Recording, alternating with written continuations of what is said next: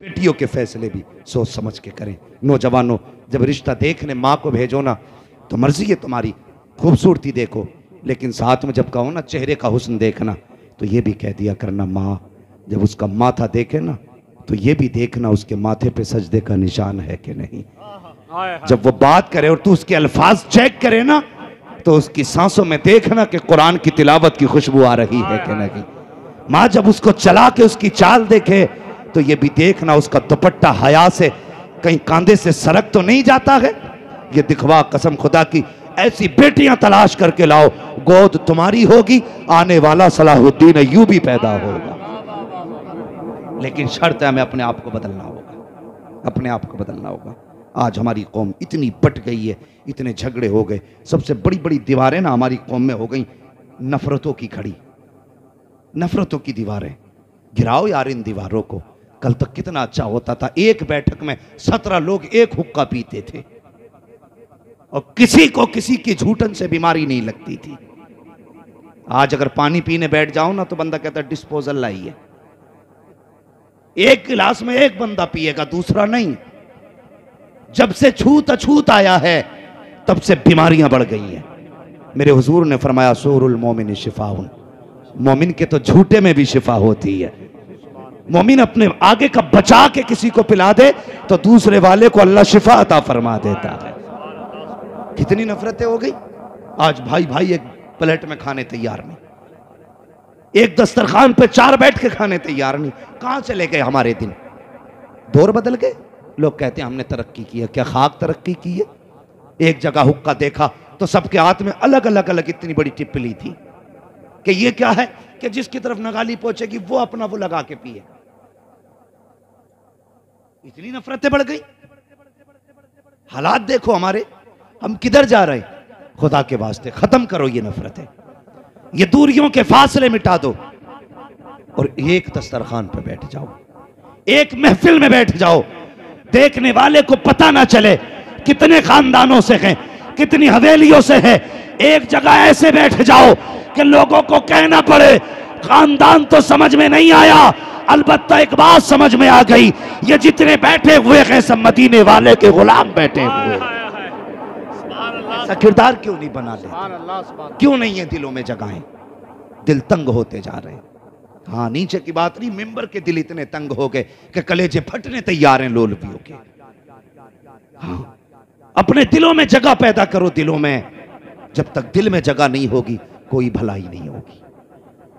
दिल में गुंजाइश करो। हमारे दिलों में गुंजाइशें खत्म हो गई। अल्लाह माफ करे, ये जितने बैठे कोई भाई वाला है कोई बहन वाला है कि नहीं। यकीनन अल्लाह करे हर भाई की कोई ना कोई बहन जरूर हो, इसलिए कि हम ये भी जानते हैं जिस घर में बहन नहीं होती वो घर घर नहीं कब्रिस्तान लगा करता है। जिस घर में बेटियां नहीं होती वो घर मैदान लगते हैं। अगर बेटा एक भी ना हो, अल्लाह 4 बेटियां दे देना तो वो घर कसम खुदा की चमन नजर आया करता है, चमन नजर आया करता है। जवान भी बैठे, बूढ़े भी बैठे, बच्चे भी बैठे। सबसे एक गुजारिश है, मुझे बताओ बहन से ज्यादा प्यार करने वाला कोई देखा है? कोई देखा है बहन से ज्यादा प्यार करने वाला? बीवी तुम्हारे लिए जी भी सकती है, मर भी सकती है, लेकिन बहन से ज्यादा प्यार नहीं कर सकती। कभी समझना है ना प्यार बहन का। अल्लाह अकबर, करबला चलो, कई लाशें मेरे इमाम उठा चुके, कई लाशें।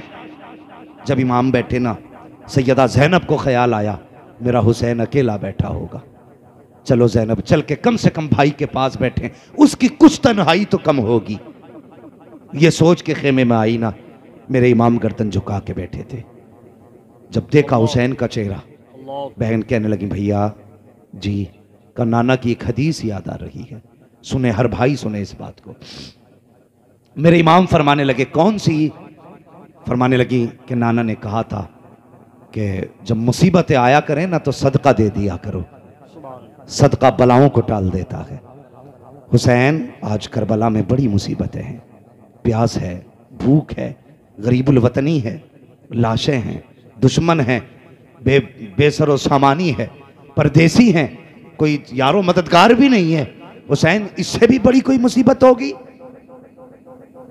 का फिर का अगर इजाजत दें तो बहन सदका करना चाहती है। इतनी बात कही, मेरे हुसैन ने बहन का चेहरा देखा, फरमाने लगे ज़ैनब सदका क्या करोगी, सब कुछ तो मदीने रह गया है। इतना सुना, बहन भी हुसैन की बहन थी, कहने लगी भाई जब जात शान वाली है तो सदका भी शान वाला होना चाहिए। सुभान अल्लाह। आज भी ना, आज भी भाई बीमार होते हैं ना तो सदके बहनें दिया करती हैं। आज भी भाई बीमार हो जाएं तो नजरें बहनें उतारा करती हैं। देखना जब भाई हमारा दूल्हा बनेगा ना, हाँ जनाब अली साहब ये दूल्हा बनेंगे, तो देखना बहनें इनकी नजरें उतारेंगी। मैंने देखा पानी का प्याला लेके छींटे देती, क्या बात है, कहा बहन नजर उतार रही है। कहा क्यों, कहीं किसी की नजर मेरे भाई को न लग जाए। कितना अजीब रिश्ता भाई का बहन से होता है। आज भाइयों तुमसे गुजारिश करना चाहता हूं, एक बहन को ससुराल वालों ने धक्के दे के घर से निकाला, अल्लाह अकबर, भाइयों ने घर में जगह नहीं दी। क्या कसूर था उस बहन का, इस यही कि वो एक बेटी है इसलिए उसे बाप की जायदाद में बैठने तक का हक नहीं। उसकी यही खता है कि वो एक बेटी बन के दुनिया में आई है इसलिए उसे जीने का अधिकार नहीं है। मैं पूछना चाहता हूं ऐसे बेगैरत भाइयों से जो जिंदगी भर बाप बहन के हाथ की रोटियां तो खाते रहे हैं, आज जब बहन मुसीबत में आई है तो भाइयों ने दरवाजे बंद कर लिए हैं। जब कल तुम पे मुसीबत आती थी तो बहन सदका दिया करती थी, आज बहन पे मुसीबत आई है तो भाइयों की जिम्मेदारी है कि सदका दे करके बहन की मुसीबत को टाला जाए। लेकिन जालिमों ने दरवाजे बंद कर लिए हैं। और तुझे क्या पता है बहन क्या होती है, तू क्या जाने बहन क्या है। खुदा की कसम कभी स्कूल जाने वाले बच्चों से पूछ बहन क्या होती है, ये बताएंगे बहन क्या है, इसका प्यार क्या है। ओ यार भाई 70 साल का हो, बहन 75 साल की हो, तब भी पूछ उससे कि ये तेरा क्या लगता है। वो 70 साल के बूढ़े को मुस्कुरा के देखती है और कहती ये मेरा लाल लगा करता है। ये बहन होती है, ये रिश्ते होते हैं बहन के। वो 70 साल के भाई को लाल कह देती है। अल्लाह अकबर, क्या भाइयों की जिम्मेदारी नहीं बनती कि वो बहन को मां का दर्जा दे दे। हम हैं कहां, किस जगह चल रहे हैं।